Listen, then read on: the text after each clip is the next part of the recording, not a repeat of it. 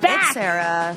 I'm back. I was going to say, maybe you don't even remember what I sound like because it's been so long since you've heard my voice. I can't believe how long you were gone, how stupid it was without you. Oh, Susie hated it. I hated it. I missed you. I missed you a lot. I don't like it.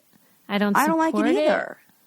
No, it's terrible. I hope you had fun, though. You should support camp because it was wonderful. Was it? Yes.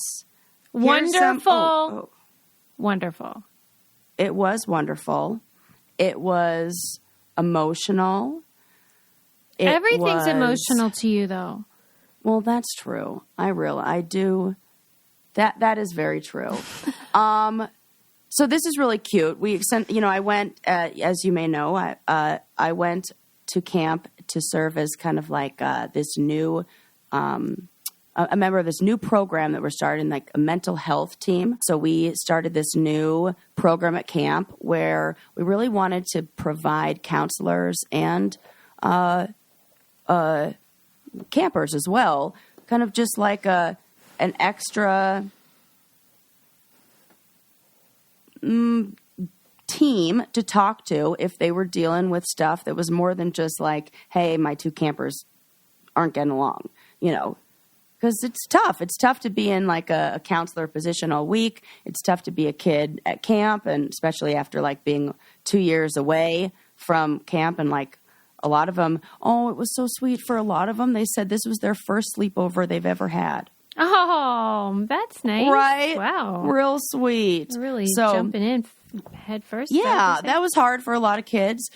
So we also recognize that like mental health team, can kind of sound scary or like intimidating a little bit. So we call ourselves the Care Bears, which I think is the cutest thing in the whole entire world, since we are at a place where there are bears. We saw two this week, one or two, maybe the same one.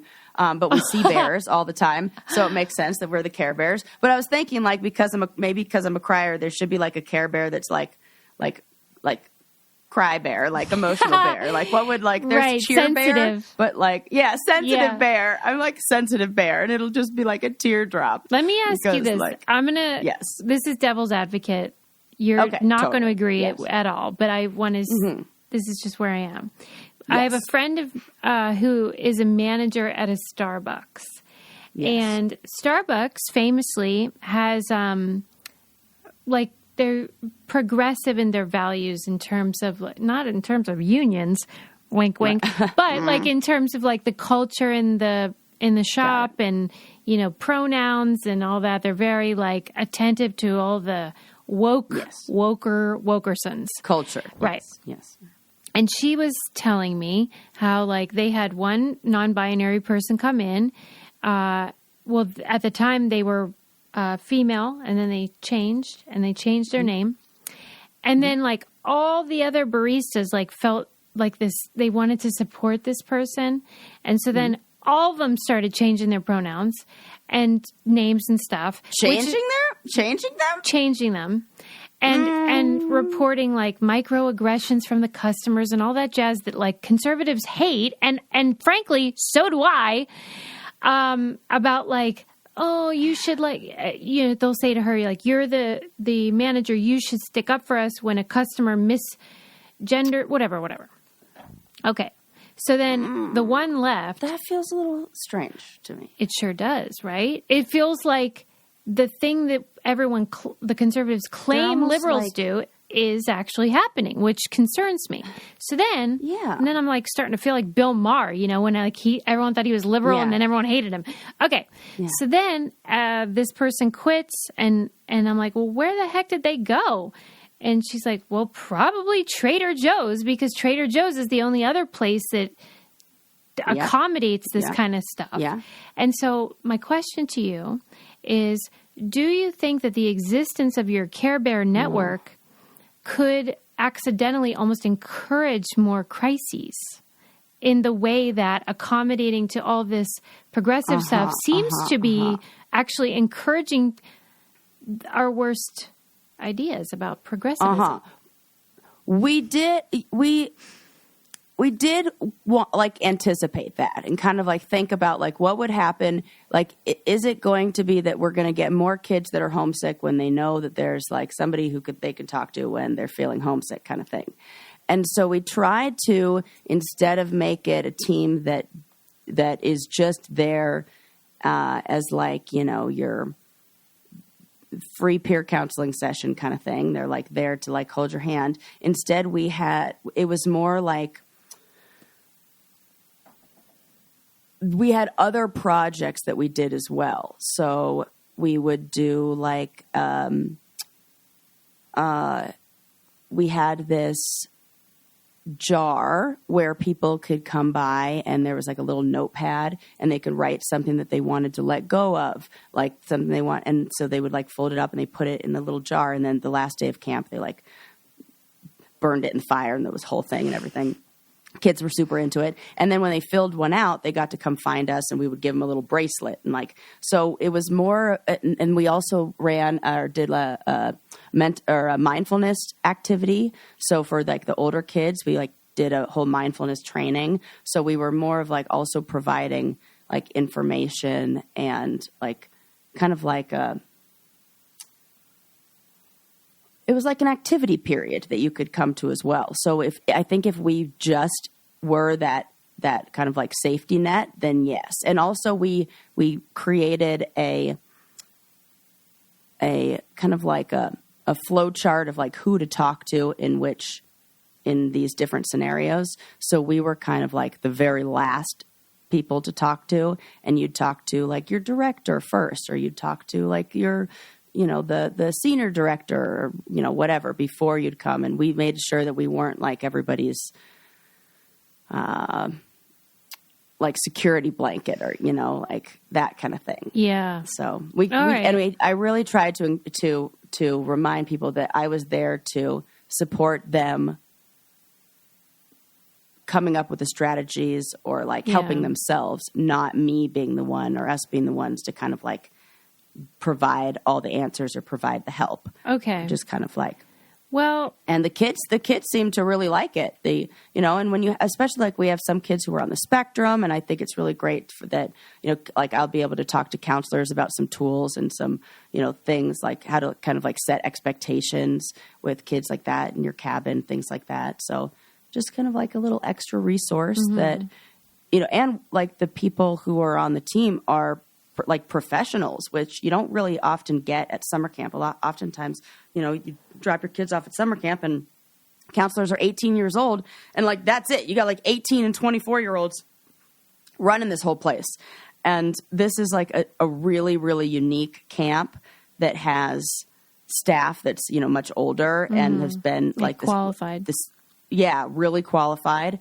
And so we think we're the best. And it was nice that the resident staff who worked at the camp that we go and like rent out agreed. They were like, man, you guys are the best we have ever seen. You guys just like, run like, wow, this is a good program you run. Okay. Yeah, you run a tight ship. You got a good system. You got a good team. There's like support in place because there's always crazy emergencies. There's like insane stuff that goes on behind the scenes at camp that like the campers just never have any idea about. And it's like, not so much with us, but like, you never know what's going to happen with like, there was a kid at skate camp across the lake who had a terrible accident where he fell on his skateboard and damn near like ripped his arm off. Like the bones were going in other direction all over like all that kind of stuff. So like we got medical people needing medical attention and like, you're not making a strong case for camp, I have to say. Well,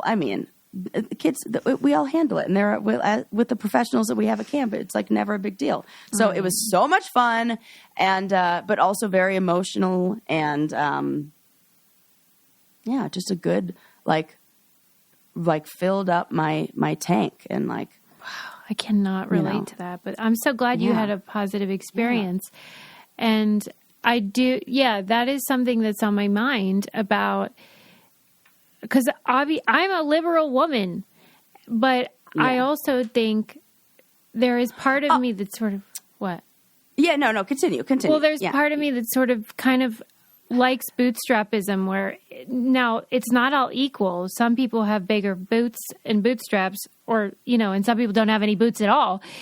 So it's not like we're all in the same level playing field. But for the most part, I'm like, when you give everybody all these resources, sometimes it prevents them from being empowered in their own existing abilities. Yeah. And I think we've got wise enough people on our team to kind of notice those things. It's almost like this is such a great, especially since we're mandated reporters too. That's really where what I wanted to, really make sure I was doing, is not letting anybody fall like in between the cracks, or like if the counselors got like a whiff of anything, or like picked up anything that felt criminal off or felt criminal, that I would be able to, get the ask scoop. a few more follow-up questions and make sure that there were because, that I love. You can only assume that, like, with the numbers, the way things are, that with all the kids we have at camp, somebody's going to be dealing with something like that. And I just think it's important to kind of catch those kind of things. And I also think it's important to catch any food sensitivities you may be having. Absolutely. Which, thanks to Everlywell, I am able to do with the, simplest of tests that you take at home and just send off. Yes. And that's only one of the many tests that they have that will give you information that you need to be better prepared. Well, Being a person. Being a person, for real. Yes, I love it. They have a women's health test, which, frankly, we all could use. They have a metabolism test, but the food sensitivity test is the one that I've taken so far, and I really am glad I did. And it tells you on a scale. It's not just like, here's a food, don't eat it, beware. It's like, here's how sensitive you are to it and what could happen. And it gives you some follow-up things of like, here's what you can do to help. Right. It's empowering. Not just like, here's what's wrong, see ya. No, it's like, it may help if you address this issue in the following way. Here's some information to talk to your doctor about, blah, blah, blah. Yeah, you get your results in a very short period of time, just a couple days, and you can take them to your doctor and be like, yo, what's up with this? And they can tell you even more. But it's so nice to do it affordably.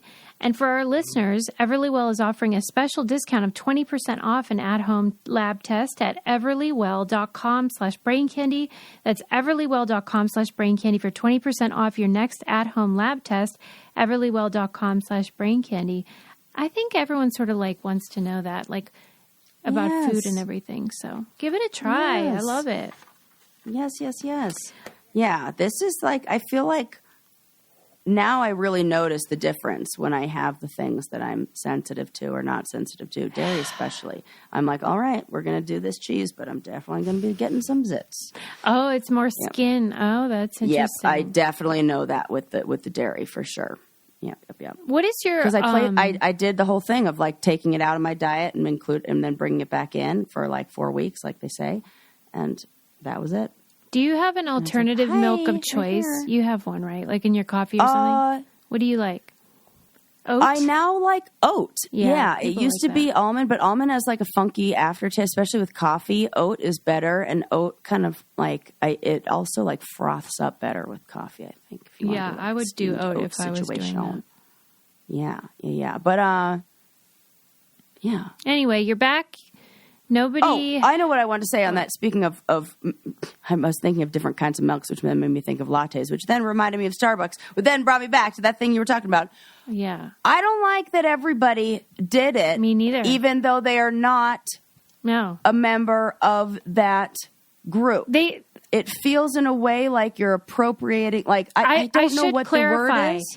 They didn't say, we're doing this just to support. They acted like they actually were non-binary. I don't like that. I think that if you, it doesn't seem, it, and I don't know because I am a cisgendered woman, but so what the hell do I freaking know and what does my opinion matter? I'm pretty sure you know that, it it's feels not contagious. Right. And it feels like it devalues and takes away from the experience of people who have had to make that transition and adopt different pronouns. And for us to just, not us, for them to just so casually like do that themselves, like it says that, oh, this is just a choice. This is just like I wake up this morning and decide to do that. When no, this is people's identity.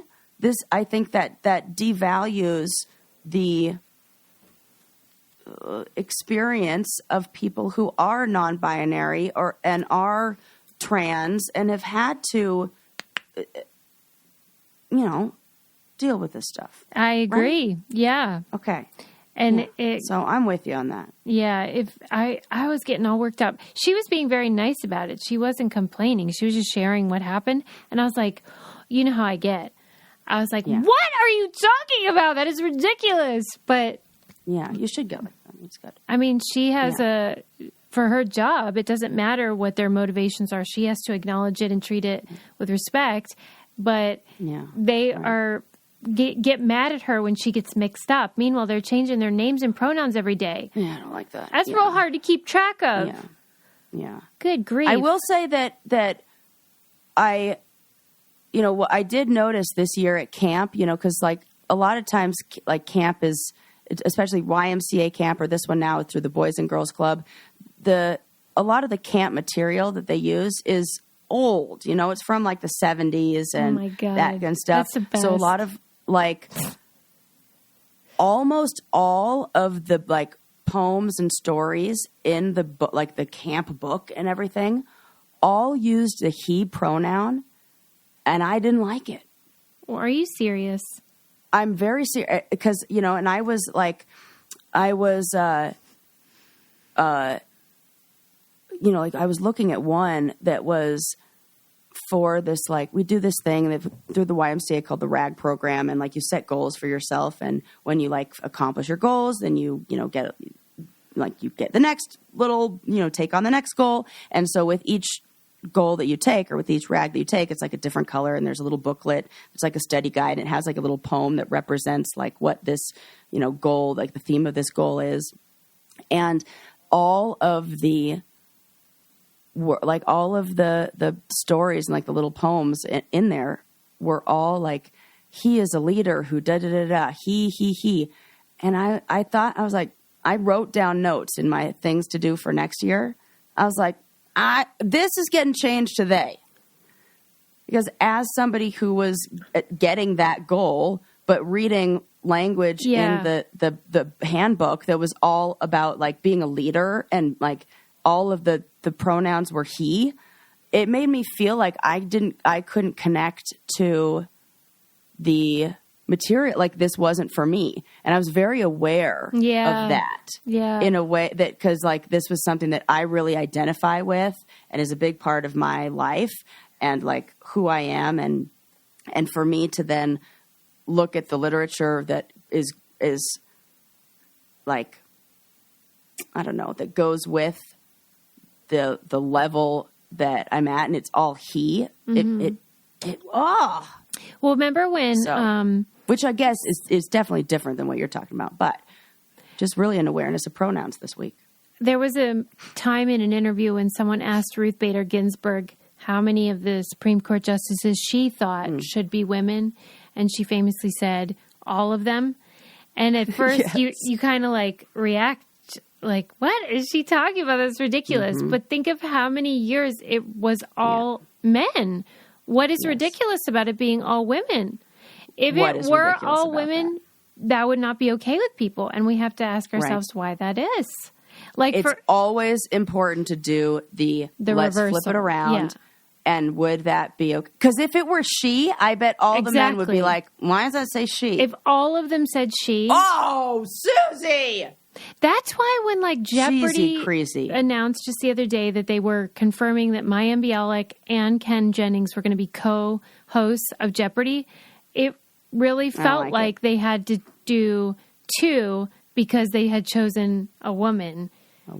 And it sort of felt like the Super Bowl thing with J-Lo and Shakira, where because they're the Latina, it was like, well, we need two like to make it not just one Latina. Yeah.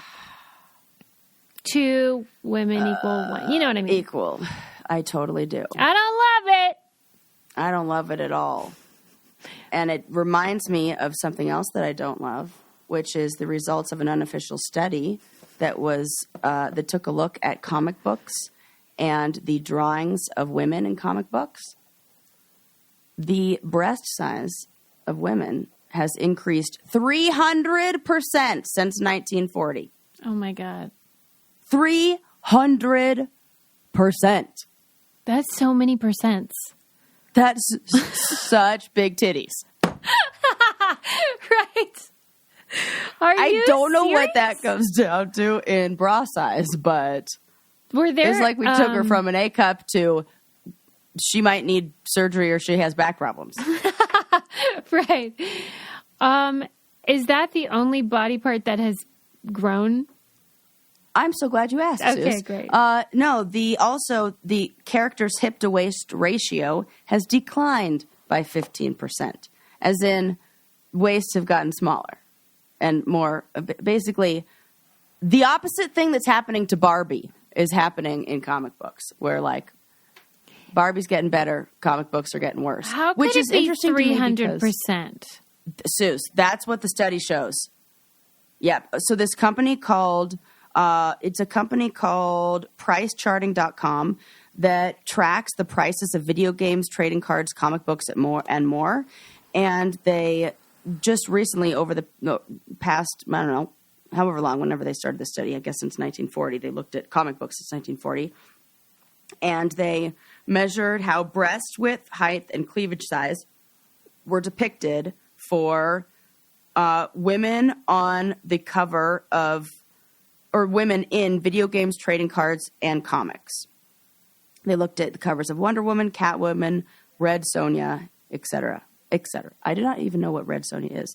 And they next are planning on studying the changes in men's body dimensions on comic book covers over time, and going to get the results of that. So it was kind of just a brief little caption that I read, and they're, kind of, Bill Burr did a whole bit in his most recent special about how women are always crowing about how we can't live up to these images in the media of what women are supposed to look like. It's unrealistic. And he was doing a bit about how like men don't feel that way. Like when they see The Rock or something, they're not like, they don't feel that kind of pressure. Yeah. Now, he was inaccurate in terms of so many things about this. The joke was funny, but like there's always a king of queens with a hot girl.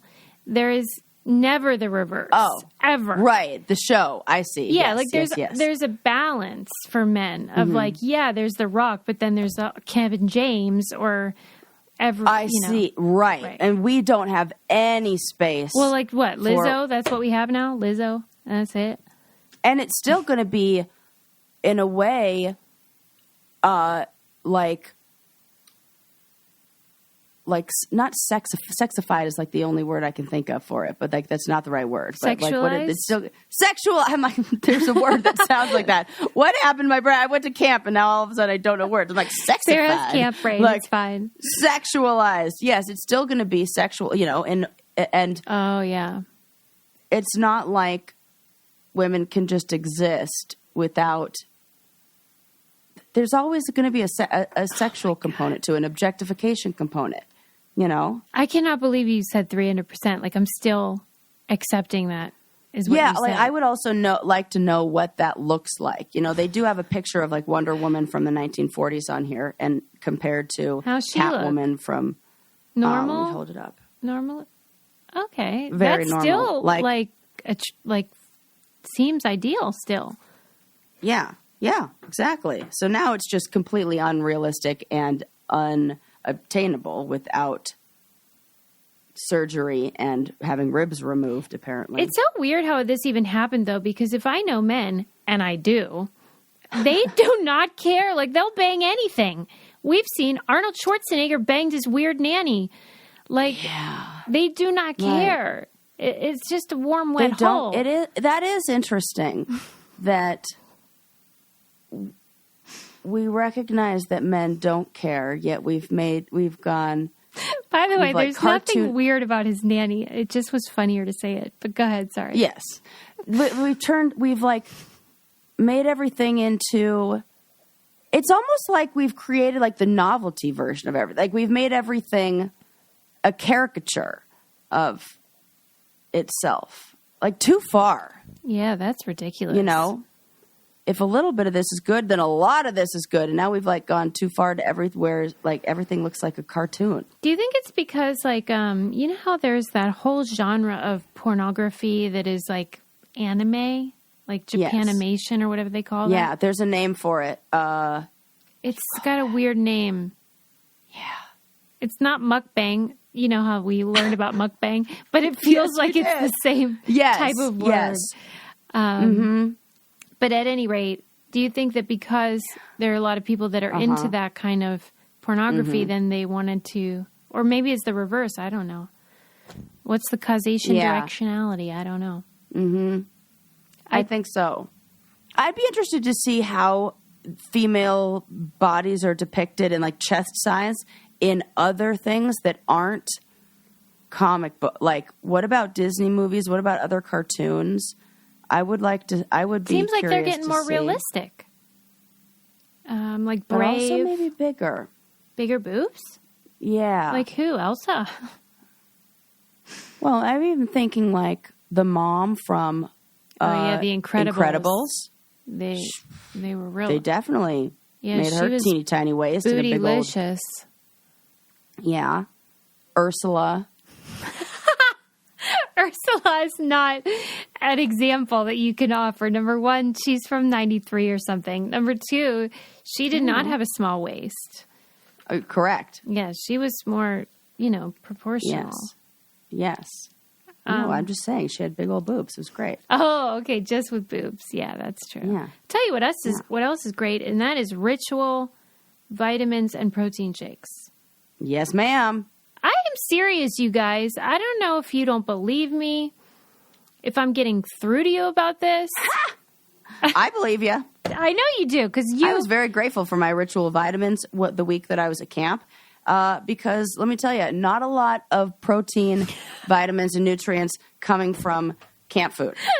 Is it like a cafeteria or what? Yeah, it's like what you'd expect from camp food. It's like tomato soup and grilled cheese sandwiches. That's nice. And, or like... not vitamin rich. Like hot dogs and hamburgers and like sloppy joes. Oh and, God. Yeah, so thank God Sarah has a backup plan, which is yes, I Ritual do. Vitamins. And they also have the shakes, which are delicious, handcrafted vanilla flavor. And it's all sustainably sourced, which I love. But the main thing that I really love is that the vitamins are great. They're easy on your stomach. They don't make you sick. And the bottle doesn't smell like hot garbage like most vitamins. Oh, yeah. It smells like mint. Lovely. Are you ready to shake up your protein ritual? Our listeners get 10% off during your first 3 months at ritual.com/braincandy. Ritual even offers a money-back guarantee if you're not 100% in love. Visit ritual.com/braincandy today for 10% off your first 3 months. You know how you guys are like, I don't have time for breakfast. Just make a shake, you ding-dongs. Yes.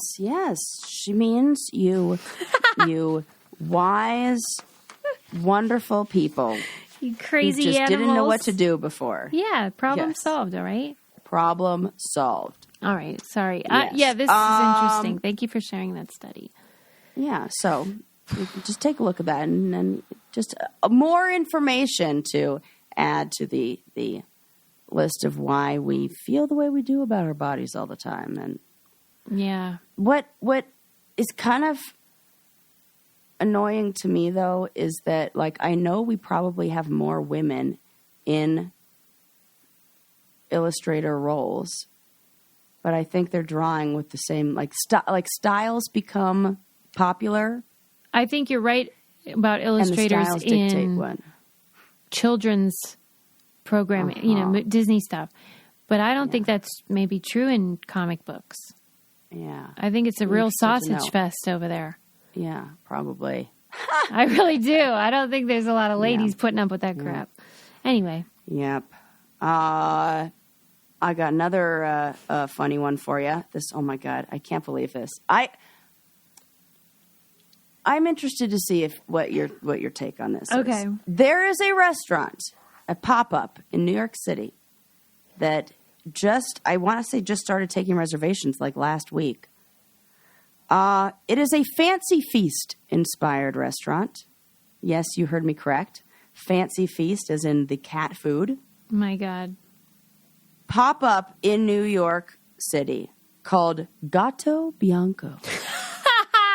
White cat? Yes. Oh my God. Which is the cat on the Fancy Feast, you know? Okay. What do you think about this, Suze? Would you go? Well, tell me. You said yes, you would go to the Cheeto-themed one. Oh, yeah. That sounds delicious. She was into the Cheeto-themed. There's a big... Is Susie into... There's a big gap between Cheetos, which are delicious, and cat food. Right. They're serving feline-inspired, like Fancy Feast-inspired dishes. What do you mean? What are you doing? Like, what is this? Tuna fish? Right, just like chopped up salmon. Like, okay, so one of the dishes is a salmon with cherry tomatoes, beef short ribs in red wine, and lemon panna cotta I can understand the panna cotta. It's the same shape as the Fancy Feast cans. That's what they did. They're is stupid. Serving that in a can. Thank you. Why are we doing this? Yeah, why because what they're actually... What are we doing here? Fancy Feast is cat food inspired by people food. Correct. So they're just making people food inspired by people cat food. Inspired by people food. Correct. This is a gimmick. What are we doing here, people? What are we doing? What do we do? Why are we doing this? Yeah. Is it served in those like goblets that are like on a... That's what I want to know. I want to know. That could change my mind. You know? And then wouldn't it be funny if like when your table was ready, they like did that little dinner bell like... Totally. Right. I want to know more. I mean, the jokes write themselves for this. This is pretty... Yeah, like is this supposed to be hilarious so that when you're there it's just a laugh a minute? Or are they being serious? It says the chefs will provide guests an inside look at the details and expertise that go into crafting each Fancy Feast recipe through a variety of delectable dishes and culinary exercises. Exercises? Yeah, what do you mean? Please. I really hate gimmicks. I don't know. Let me ask you this. Yeah. Was it sponsored by Fancy Feast? Of course. Okay, this is just so the menu was developed by a Fancy Feast in-house chef, along with the Michelin star-winning Italian chef and acclaimed New York restaurateur Cesar Castella. Do you know who that is? Cesar, no. Oh, I mean, no. I know Cesar Milan. Yeah, well, different. He does dogs. He's strictly right. Caesars really have a monopoly on pet whispers. Yeah, I feel like there's also a Caesar like. It's like a little dog one or something. I feel like there's a lot of Caesars going on. Yeah. Well, yeah, this is just I got to know. I'm curious at the price. That's what they didn't say in here, but I really want to know. Like, is it a prefix menu? Like, is it like you go in and... Right, because you, like, maybe it will be the price of a Fancy Feast, which would be a real bargain. That would be a real bargain, but I feel like it's only going to be available it's like a pop-up, so it's only there for like 2 weeks. Yeah. They're doing like 2 nights or something like that. Small tables, and it's only 16 tables that actually get to. Yeah, this is just silliness. Listen. So like what, I mean, I'm dying to know what if like, you know, your friend invited you and you're like, I would go. Thanks, but I'm really a dog person. Good one. Yeah, you'd go. Yeah, if we got I'd go, but I wouldn't be paying for it. No, I would not pay for it, and I would like go with you and laugh the whole time. Yeah. That would be great. And it's like, to me, I don't, like if cats were to like any cuisine, I don't feel like Italian would be what they would be into. Wait, it's Italian? Yeah, it's Italian inspired. I didn't know that. I didn't. Yeah, that was the Italian, the chef who's like the Michelin star Italian chef. It's like Italian, like Tuscan, and that to me, to me that cats wouldn't like Italian food. I feel like they'd be more into like Japanese food. Totally. They like sushi, right? It's one of those, like, I don't know why this is true, but I know that it's true. Well, because they eat fish. What do you mean you don't know why? Yeah. I mean, Italians like fish cooked too. Up with like, but not as much as fucking Japanese people. Right. It's like, I just feel like a fish wouldn't be like, I prefer a Mediterranean diet. No. That's really funny. That cat wants rice. It wants raw fish. Yeah, that cat wants rice, fish.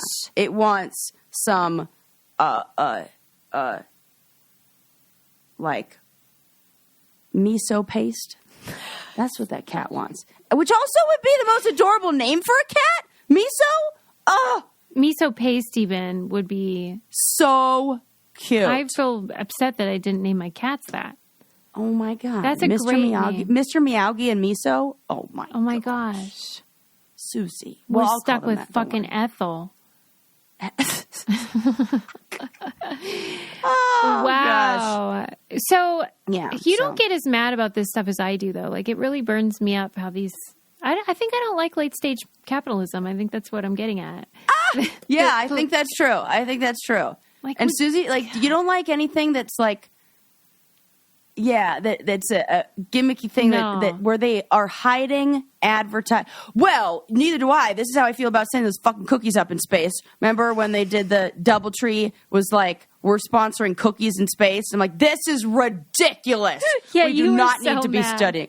I'm so mad at that. There's no need for this. Okay, wait, I have a bone to pick with you, though, because okay. I'm remembering... Do I like this or no? During watching on Close Friends, your story about camp, and... Oh, yes. There was just, all the camp stuff that everyone knows happens, and you get songs and ukuleles and guitars, all that. Yeah, so much. And then I remembered how you said you hate, I think you said, I hate forced fun. Like when they... I do. Which to me is all that camp is. You're 100% correct. How do you reconcile those two feelings?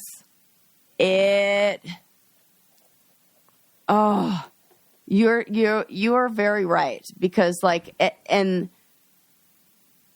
here it is. When you do the thing where it's like, how's everybody feeling? I can't hear you, blah, blah, blah. If it's adults, I'm like, don't. I can't. But if our job is to encourage kids to have fun and like be like that, then I'm all for it. Like the kids need a shove. Yeah. Like, and I always say to like the counselors that kids are only going to be having as much fun as you're having. And so you have to be above. That's a good point. Like over the top. So I try to go over the top with kids because they will, they'll match that.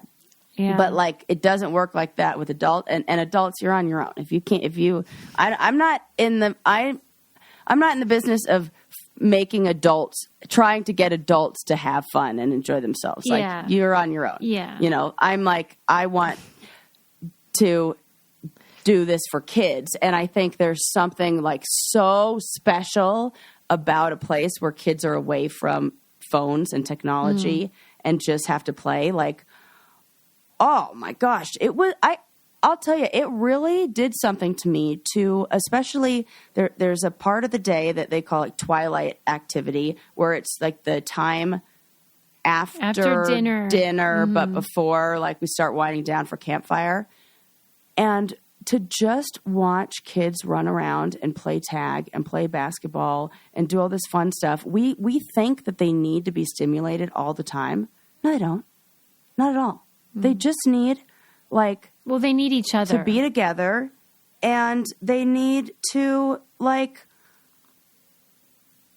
have the space and like, I don't know, freedom to do that, and no distractions. And it was so nice. So sometimes they need a little bit of a push in like, letting go of, like, being too cool or, Okay. That's fine. Yeah. I accept that answer. Yeah. in the same. I'm like that, like with Lincoln. Like, well, I'll be more jokey and tell jokes to Lincoln that I wouldn't tell to an adult audience. It's different how we do what we do for kids and what we kind of like, how we get goofy and silly for them. Yeah. All right. Yeah. I'll allow it. She'll allow it. Yeah. Yeah. Okay. What cool other stuff do I have to tell you? Yeah. Oh, bad news. Maybe. I don't know. Question mark. We'll see. Hershey's says that they might be having some supply chain issues and might mean that we'll have a candy shortage come Halloween. I don't buy it. I don't buy it either. Because, like, honestly, Suze, have you ever seen a store get rid of all the candy that it has around? Never, ever. Where does all that candy go? There's no way that we have a shortage of candy. Have you seen what leftovers from Halloween look like? Yes. Like, we have to create programs that, like, collect the leftover candy and send them to, like, troops. Like, we have a lot of candy. I do not think we are going to need a shortage. And maybe not the worst thing for us to, like, not have an abundance of candy. Like, I started thinking about, like, do we even still need to do, like, this is going to sound crazy. Why are we still trick-or-treating? Whoa! I do think that. Why are you sending children in costume to strangers' homes to get candy? I don't know if I'm still into it. This is an explosive episode. I'm into Halloween, but I'm not into maybe that. You want to cancel trick-or-treating. I don't want to cancel it. I just want to pose the question of why this is something that we do and should do. Is this something that maybe we should still be doing? Question mark. Wow. Okay. I always say to Adam, there's nothing wrong with asking a question. Right. But I guess I would support it if, people would give other things like pencils and, like chips and I don't know. I don't know why pencils, it's all... That's fun. Pencils is Or like fun. those light up things you crack and then they glow. Yeah, those gifts glow are sticks. fun. Those are so fun. I don't know why it all has to be candy. Right. That's the part what I'm I saying. don't get. It's like where it just feels like... I mean, I recognize when my mom kind of struggled with this one. With one, she's like trying to teach like limits and teach healthy eating and teach like, Sure. candy's not good for you. And then we're like going and getting just like surpluses of it. But maybe if it weren't like I still think you could do stuff like that. Like I like the trunk or treat stuff that the schools do where they go and like decorate their trunk and like, yeah, I love it. I love all of it. That. Probably because I didn't get to do it, but yeah. Because we go over the top as a family and it's because I missed out. That's fun. It's so fun. And like, I feel like I think maybe as a hander-outer of candy, I'm just sad and disappointed because the last like 3 years nobody's come to my house. So I feel like I keep like getting all dressed up, waiting for my date to come pick me up to go to the Sarah ball. wants to cancel it. Yeah, and now I'm like, well, fine. If you're not coming to my house, we're not gonna have Halloween. Like maybe that's it. She's Maybe like, I'm you just sad and bitter. Fire me, I quit. Yeah, that's totally what I'm doing. Well, that's exactly what I might be doing here. Here's what I said to my mom because I was teasing her because when we go all out, since we don't have a neighborhood, we live all alone, we have to go to Peg's neighborhood. And she gets so into it and she loves it and she does just what we want. And I'm like, hey, Peg, where was this energy in 1988 when there was the satanic panic instead and I had to go to the goddamn harvest party and fucking not Bob even there's not even a costume. And harvest party. I was making the argument that Christians, because there are still a lot of Christians that still do the harvest party and stuff. Yes. I'm surprised your mom is all gung-ho for the trick-or-treating these days. I know, it's because of Lincoln. She's obsessed. But I feel that they should acknowledge and really realize that this is one of the few nights now in America where communities interact. They come out of their house. Oh, okay. That is so special, especially now. You're changing my mind. You're changing my mind. That is good. And that is good. I said you could be more of a Christian witness just through your joy with the community than running away to a harvest party. So that's my argument. This is good. But I'm with you about the candy. It's too much candy. Yeah, so we need to reduce candy, increase togetherness and community interaction. Yes, and joy. I'm thinking block party. Yeah, it's like a block party night. Music. Yeah. Music, block party. Yes. Like apple cider. I'm with you. I'm with you on encouraging the togetherness. That is one of the pluses. Yeah, because nobody will, because like everyone has air conditioning now and stuff. Like there's not even that thing where kids like go outside to kind of just blow off steam in the summer. There's not really. This is what I'm saying is so great about camp is it gives them a chance to do that for a week because they have no other option. Yeah. And they love it. Yeah. I'm looking around, those kids are thriving. I'm like, yeah, that's what it's supposed to look. Nobody's looking at their phone. Everybody's talking. Everybody's like, they're so And you didn't cute. miss like your phone or TV or anything, did no, you? Not a little bit. Not even a little bit. No, not at all. Not at all. Did you miss your air conditioning? I did miss my mattress.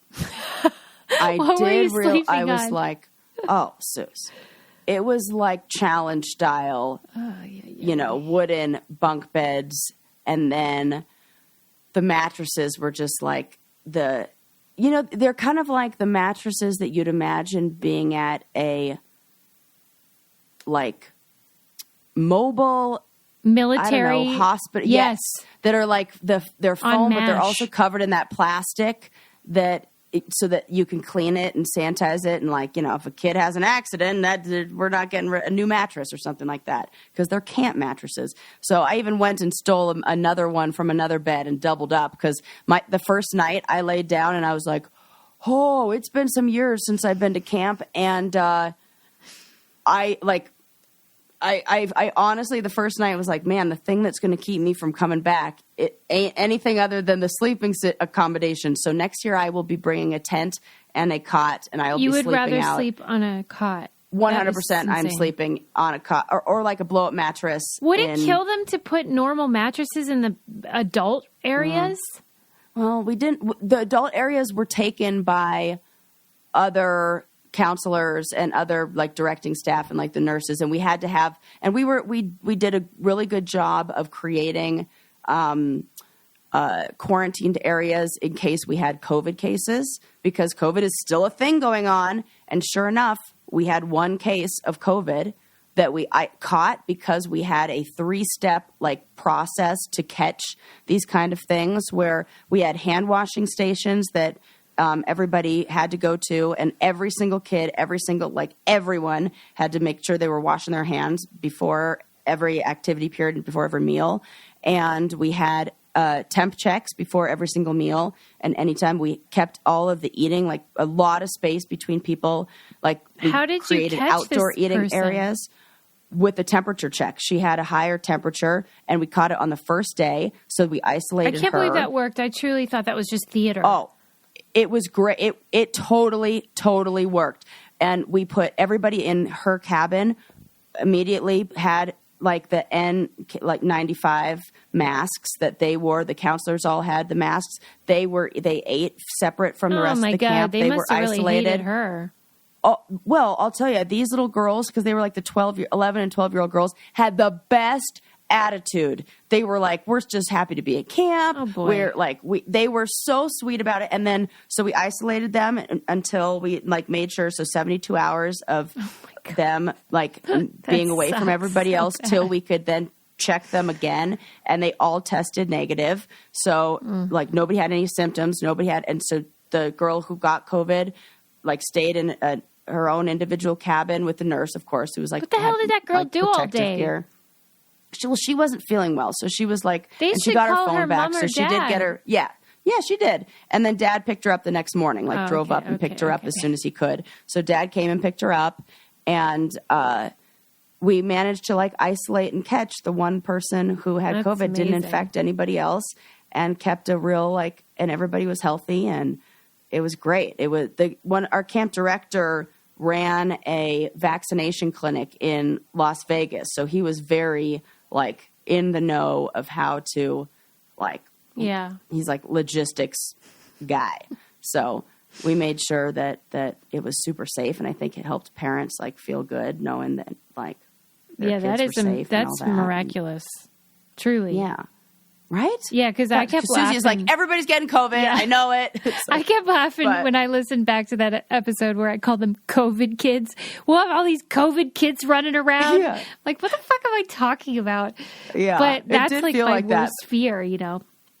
Well, and then when we found out there was a girl, I spent the next 3 days wearing a mask, even at camp, because like then you think like if the directors go down or these, and then I was like, if I get sick and then I have to quarantine and then I can't fly home and I've got like, it's like cannot afford to get sick. Saying. So I put a mask on and I wore my mask at camp for like the 3 days until we made sure that people were. Because I didn't see one mask in any of the pictures, and I'm like, that is a super spreader camp scenario. I'm so glad it wasn't. Yeah.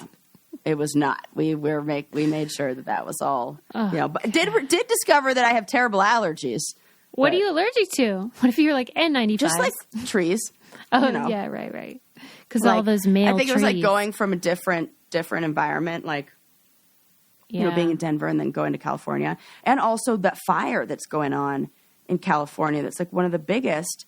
And that was not very far. So the air quality was definitely like, thank goodness we were surrounded by trees. We were kind of like in our own little secluded area. But as soon as you went right out of the wooded area, the foresty area, you could definitely see the smoke and the air quality not so good. So, whenever you're at camp, you do notice like how culty it is, right? Oh, for sure. Yeah. Okay. Well, I was even joking like to myself. I was thinking like how on the podcast we always talk about how like I totally should join a cult, and then as I was there, I was like, I'm in one. What am I saying? Like I've been in a cult for years, 27 years. The only difference is like the best kind. There's not a charismatic leader. It's like a charismatic curriculum where you love just feelings. Yes. I don't understand. We love feelings. That's crazy. Wait, is there no booze? I just realized this. I mean, there's booze at like the camp party afterwards and stuff. So like you were 8 days sober or something. Yeah, for sure. Good for you. Yeah, sober off everything. That obviously. No drinking, no booze, no dad grass. just heroin only. No. Nothing. That's crazy. Nothing. Just hot dogs. Just getting high on life. Wiener sandwiches only. Wiener sandwiches only. That is true. Yeah. But like, I gotta have a better system next year because it tends to be lunchtime and dinner, like meal time when I get real busy because then like we're all together and people go, hey, Sarah, question, get pulled everywhere. So I gotta have like a plan for eating next time. Like it was always like afterwards, as soon as I'd be like shoving like grilled cheese sandwiches in my mouth. Like I got home and I was eating so fast. I'm like, why am I eating so fast? Oh yeah, because I had to for the last week. You were like food sober too. Yeah, for sure. That's insane. I did eat a lot. I have an update for you. I have changed my mind on double stuffed or regular stuffed Oreos. I'm with you. Double stuffed are better, especially when you eat them together and you don't break them apart. Well, yeah, you don't break them apart. Yeah. Then when you eat them like regular, like how they should be eaten, consumed, double stuff is superior. We're going to have to go into detail on things we got wrong about this. Definitely. But all my reasons for why. That is fantastic. You're right. Good for you, Sarah. Yes. I love to hear that. Okay. I have one more story that I've been dying to tell you for a little while. Okay. I know you're going to love this because it definitely, I know how you are an advocate for people being aware of their moles and checking to make sure that they don't have skin cancer. Totally. So, astronomy technology, the same technology that we are using, the same algorithms that we're using to map the stars, are now being used to detect skin cancer. Oh my God. Do you love this or what? Yes. You can imagine how. So they do a scan of your body. Yes. Yes, I love this. Yes.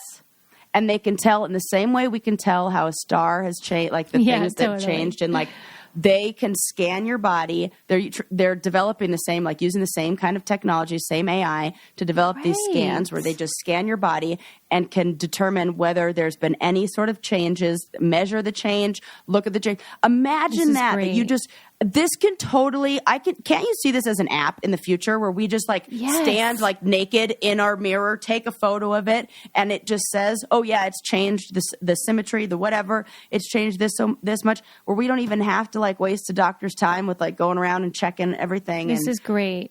It's great. I swear, if Lincoln in the future is listening to this, maybe he's 30 now and he's listening back to this episode, my prediction is that he's going to be a dermatologist because he shares my passion for skin anomalies. He will be a dermatologist. I could see this. I could totally see this. If I'm oh, what is this? He's what is it? And he gets all... I can totally see this. Interesting. So maybe he'll use one of those machines.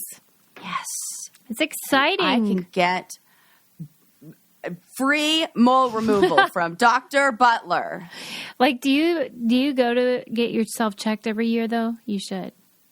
No, I usually just send pictures to you. But I am very excited because I just got my Colorado health insurance all set up. Okay. And I am getting all of my check, all the stuff done. Yeah, that'll feel really good. Next week. Good. It is activated or whatever. Yeah. I don't know. They're yes, go for it. That's so great. Have healthcare. I'm very excited to go get all of the checkups and all the stuff done and go to the dentist. Oh my God. Kind of this is going to be You're going to be ship shape. It's going to be the best. Good for you. Yeah. All right. Let's wind it down. Talked about camp update. Talked about Fancy Feast restaurant. Susie's not going to that. We're annoyed unless with that. they want to pay for us. I'm more shocked about the comic book bodies and comic book boobies are getting bigger.